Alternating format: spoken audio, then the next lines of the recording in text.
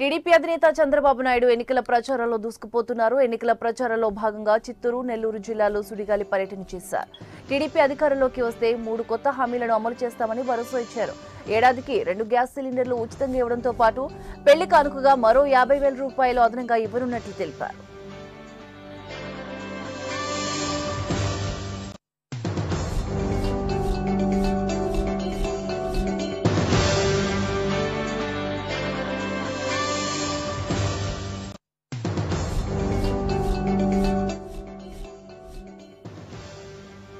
AP ప్రతిపక్ష నేత YS Jaganmohan Reddy ఇవాళ 3 జిల్లాల్లో పర్యటించనున్నారు. ఎన్నికల ప్రచారంలో భాగంగా గుంటూరు, కృష్ణా, ప్రకాశం జిల్లాలో జగన్ పర్యటించనున్నారు.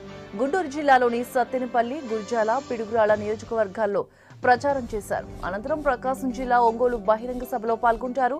అలాగే కృష్ణా జిల్లా మైలవరంలో జరిగే బహిరంగ సభలో జగన్ ప్రసంగిస్తారు.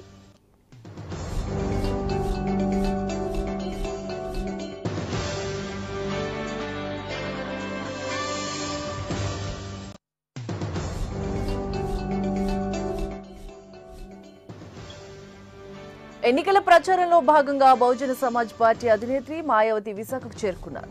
మాయావతికి స్వాగతం పలికేందుకు ఎయిర్పోర్ట్ కు వెళ్లిన జనసేన అధినేత పవన్ కళ్యాణ్ ఆమె కారు డోర్ తీసి ఆమె కారు దిగగానే పాదాలకు నమస్కరించారు. ఎన్నికల ప్రచారంలో భాగంగా మాయావతి ఈ రోజు, రేపు 2 తెలుగు రాష్ట్రాల్లో ఎన్నికల ప్రచారంలో పాల్గొంటారు. ఈ రోజు ఉదయం 9 గంటలకు పవన్ తో కలిసి మాయావతి విశాఖలో మీడియా సమావేశంలో పాల్గొంటారు. అనంతరం మధ్యాహ్నం 3 గంటలకు విజయవాడలోని మాకినేని బసవ పున్నయ్య స్టేడియంలో జరగబోయే బహిరంగ సభలో పాల్గొంటారు. 4వ తేదీ మధ్యాహ్నం 3 గంటలకు మాయావతి తిరుపతి శ్రీ వెంకటేశ్వర యూనివర్సిటీ స్టేడియంలో జరిగే బహిరంగ సభలో పాల్గొంటారు. ఆ తరువాత సాయంత్రం 5 గంటలకు హైదరాబాద్ ఎల్బీ స్టేడియంలో జరగబోయే బహిరంగ సభలో పవన్, మాయావతి పాల్గొంటారని జనసేన పార్టీ వెల్లడించింది.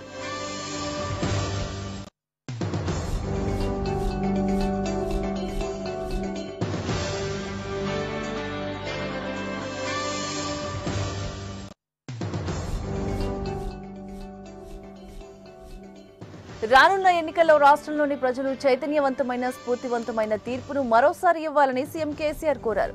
గత ప్రభుత్వాల హయాంలో తెలంగాణ ఎలా ఉండేది, ఇప్పుడు తెలంగాణ ఎలా ఉందో ఆలోచించాలని ప్రజలను కోరారు. రాష్ట్రం ఏర్పడ్డ అతి తక్కువ సమయంలోనే రాష్ట్రంలోని ప్రధాన సమస్యలను తీర్చామని, ప్రతి రంగంలో గుణాత్మకమైన మార్పులు తెచ్చామని కేసీఆర్ తెలిపారు. ప్రజలను తికమక పెట్టేందుకు ప్రయత్నిస్తున్న మోదీ, రాహుల్ గాంధీలు మాటను నమ్మవద్దని, మోదీ, రాహుల్ గెలిస్తే దేశం మారదని విమర్శించారు. రాష్ట్రంలో బీజేపీ, కాంగ్రెస్ పార్టీ అభ్యర్థులు గెలిస్తే మోదీ, రాహుల్ కు బానిసలుగా పనిచేయడమే తప్ప రాష్ట్రానికి వరగబెట్టేదేమీ లేదని విమర్శించారు. టీఆర్ఎస్ పార్టీ అభ్యర్థులను గెలిపిస్తే దేశంలో గుణాత్మక మార్పులు తీసుకొస్తామని కేసీఆర్ అన్నారు.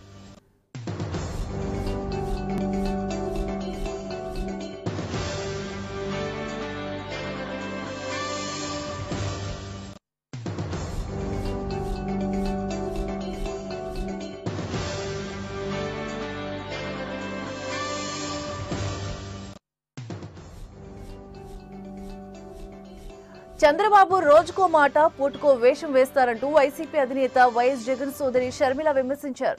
చంద్రబాబు 2000 గుర్తుకు సరైన అర్థం 2 నాలుకల ధోరణి అని విమర్శించారు. ఏపీకి ప్రత్యేక హోదాను నీరుగార్చింది చంద్రబాబే అని, హోదా సాధన కోసం నిరంతరం పోరాడింది జగన్ అని గుర్తు చేశారు. ప్రత్యేక హోదాపై రాష్ట్రంలో వ్యతిరేక పవనాలు రావడంతో మళ్లీ చంద్రబాబు యూటర్న్ తీసుకున్నారన్నారు. ప్రత్యేక హోదా కావాలని చంద్రబాబు మళ్లీ అడగడానికి కారణం జగనే అని అన్నారు. దమ్ముంటే చంద్రబాబు నిజం చెప్పాలని, కానీ ఆయనకు దమ్ము లేదని షర్మిల విమర్శించారు.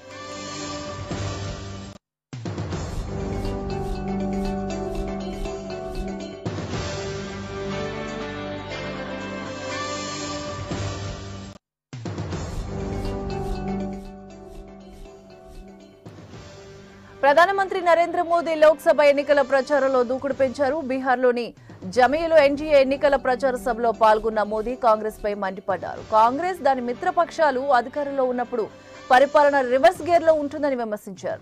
రాజ్యాంగ నిర్మాత బిఆర్ అంబేద్కర్ ను కాంగ్రెస్ నిర్లక్ష్యం చేసిందని ఆవేదన వ్యక్తం చేశారు. తన ప్రత్యర్థులు అవాస్తవాలను ప్రచారం చేస్తున్నారన్నారు. మోదీ, ఆయన మరొకరైనా రిజర్వేషన్లు రద్దు చేయడం సాధ్యం కాదని స్పష్టం చేశారు. ఇటువంటి పుకార్లను ప్రచారం చేస్తున్న వారికి ధీటైన సమాధానం చెప్పాలని ప్రజలకు పిలుపునిచ్చారు.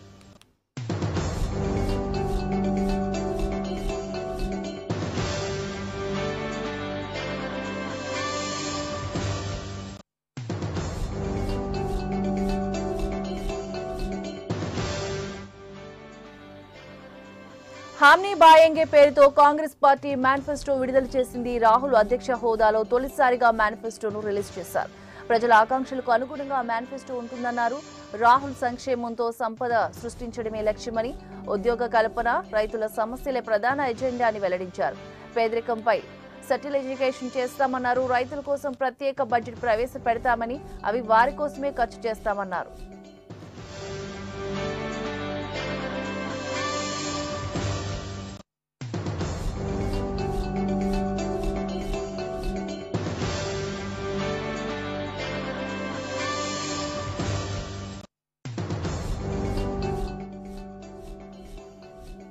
ప్రముఖ పారిశ్రామికవేత్త చిగురుపాటి జయరాం హత్య కేసులో సంబంధం ఉన్న 3 పోలీసు అధికారులపై వేటు పడింది. ACP Mallareddy, inspector Srinivas, inspector రాంబాబులను సస్పెండ్ చేస్తూ తెలంగాణ డీజీపీ ఆదేశాలు జారీ చేశారు. జయరాం హత్య జరిగిన తర్వాత నిందితుడు రాకేష్ రెడ్డికి 3 పోలీసులు సహకరించినట్లు పోలీసులు గుర్తించారు.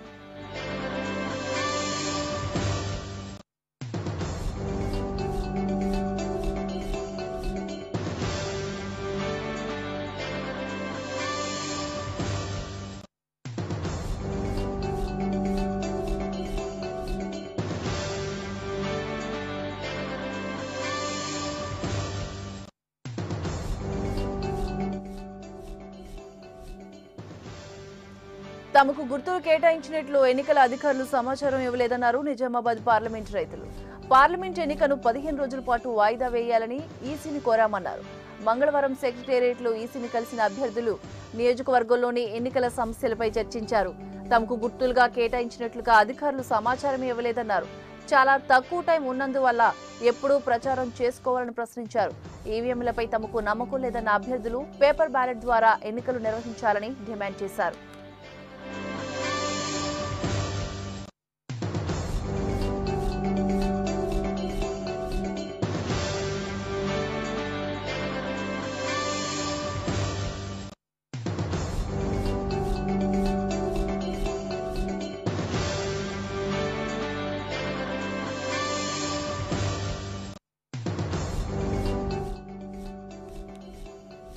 సోనియా గాంధీ తెలంగాణ ఇచ్చింది 4 కుటుంబాల కోసం కాదని, 4 కోట్ల మంది ప్రజల ఆకాంక్ష మేర కోసమని కాంగ్రెస్ పార్టీ నేత కోమటిరెడ్డి వెంకటరెడ్డి అన్నారు. ఎన్నికల ప్రచారంలో పాల్గొన్న ఆయన రానున్న ఎన్నికల్లో కాంగ్రెస్ పార్టీ అధ్యక్షుడు రాహుల్ గాంధీ ప్రధానమంత్రి అయితే ప్రతి పేదవాడి అకౌంట్లో నెలకు 6,000 రూపాయలు వేస్తామని తెలిపారు. కేసీఆర్ ఆస్కు హద్దులుండాలని, 16 మంది ఎంపీలతో ఏకంగా ప్రధాని కావాలని కలలు కంటున్నారని ఎద్దేవా చేశారు.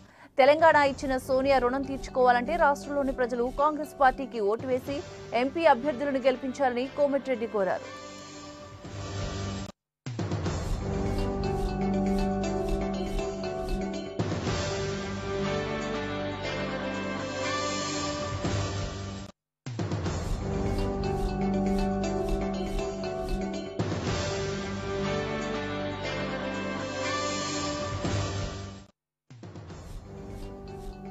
సినీ నటుడు వైసీపీ నేత మోహన్ బాబుకు హైదరాబాద్ ఎర్రమంచిల్ 23వ మెట్రోపాలిటన్ స్పెషల్ మెజిస్ట్రేట్ కోర్టు ఏడాది జైలు శిక్ష విధించింది. 40 లక్షల రూపాయల చెక్ బౌన్స్ కేసులో మంగళవారం కోర్టు తీర్పు వెలువరించింది. సలీం చిత్ర నిర్మాణానికి సంబంధించి మోహన్ బాబు ఇచ్చిన చెక్ చెల్లలేదని సినీ దర్శకుడు వైవీఎస్ చౌదరి 2010లో కోర్టును ఆశ్రయించారు. కేసులో A1గా ఉన్న లక్ష్మీ ప్రసన్న పిక్చర్కు 10,000 జరిమానా, A2గా ఉన్న మోహన్ బాబుకు ఏడాది జైలు శిక్షతో పాటు 41.75 లక్షల రూపాయలు చెల్లించాలని ఆదేశించింది.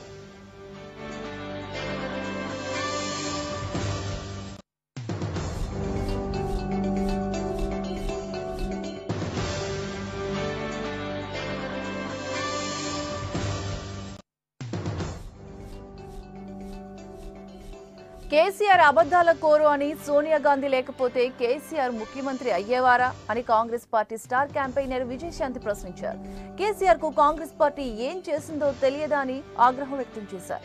అసలైన తెలంగాణ ఇంకా రాలేదని, రానున్న రోజుల్లో కేసీఆర్ కి ఓటు ఎందుకు వేశామని అనుకున్నప్పుడే అసలైన తెలంగాణ వచ్చినట్లని విజయశాంతి అన్నారు. ఫిరాయింపు, కాంగ్రెస్ పార్టీ నేతలందరూ డబ్బులకు ఆశపడి టీఆర్ఎస్ లోకి వెళ్తున్నారని విమర్శించారు. కేసీఆర్ మాటలు నమ్మకుండా కాంగ్రెస్ పార్టీకి ఓటు వేసి గెలిపించాలని రాష్ట్ర ప్రజలకు ఆమె విజ్ఞప్తి చేశారు. 2014 ఎన్నికలకు ముందు ఎర్రవల్లిలో 34 ఎకరాలు ఉన్న పొలం ఇప్పుడు 100 ఎకరాల భూమిని తయారు చేశారని ఆరోపించారు. రాహుల్ గాంధీ ప్రకటించిన కనీస ఆదాయ భరోసా పథకం ఎంతో మంచి పథకమని దానిని ప్రకటించడం సంతోషంగా ఉందని విజయశాంతి అన్నారు.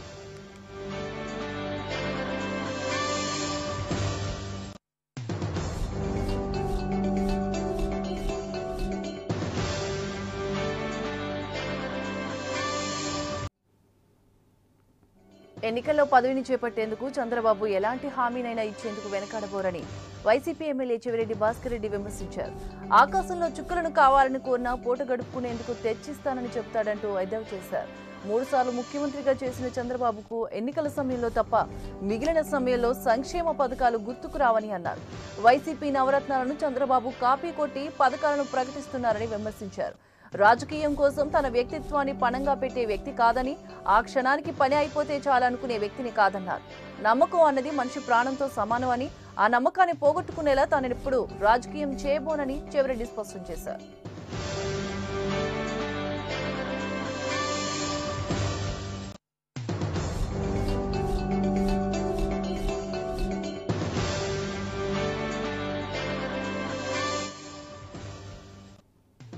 ఏపీకి ఇప్పటికే ప్రత్యేక ప్యాకేజీ ఇచ్చామని, దానిని అంగీకరిస్తూ అభినందిస్తూ ఏపీ సీఎం చంద్రబాబు కేంద్రానికి లేఖ కూడా రాశారని కేంద్ర ఆర్థిక మంత్రి అరుణ్ జైట్లీ తెలిపారు.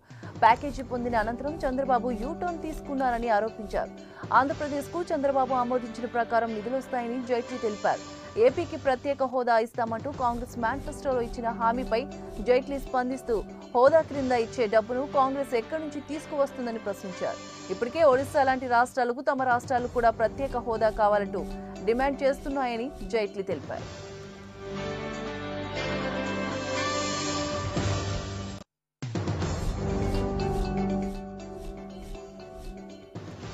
సార్వత్రిక ఎన్నికల సమయంలో దేశంలోని పలు ప్రాంతాల్లో భారీ మొత్తంలో అక్రమ నగదును పోలీసులు స్వాధీనం చేసుకున్న నేపథ్యంలో సుప్రీంకోర్టు కీలక వ్యాఖ్యలు చేసింది. 2014 లోక్సభ ఎన్నికల సమయంలో సీజ్ చేసిన సొమ్ము వివరాలు చెప్పాలని ఎన్నికల సంఘాన్ని సుప్రీంకోర్టు ఆదేశించింది. ఎన్నికల సమయంలో ఈసీనే ప్రభుత్వమని, మిగతా ప్రభుత్వాలకు ఎలాంటి అధికారాలు ఉండవని ధర్మాసనం వ్యాఖ్యానించింది.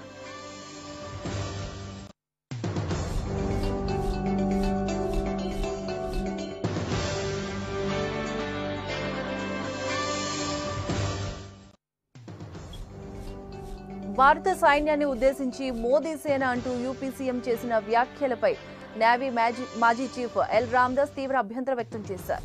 యోగి ఆదిత్యనాథ్ చేసిన వ్యాఖ్యలను కోడ్ ఉల్లంఘన కింద పరిగణించాలని ఎన్నికల సంఘాన్ని కోరుతూ ఈసీకి లేఖ రాశారు. సైన్యం ఎవరి సొత్తు కాదని, జవాన్లు దేశానికి సేవ చేసేందుకు మాత్రమే ఉన్నారని రామదాస్ పేర్కొన్నారు.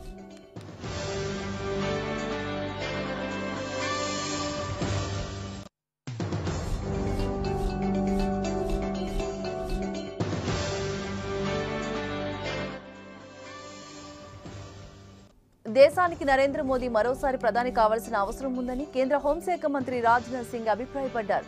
నిజామాబాద్, మహబూబాబాద్లలో ఏర్పాటు చేసిన బీజేపీ ఎన్నికల ప్రచార సభలో పాల్గొన్న రాజ్నాథ్ ఉరిదాడులు జరిగినప్పుడు మోడీ కఠిన నిర్ణయం తీసుకుని భారతస్థ ప్రచారానికి చూపారని గుర్తు చేశారు. పుల్వామా దాడి విషయంలోనూ ఇలాంటి నిర్ణయమే తీసుకున్నారని తెలిపారు.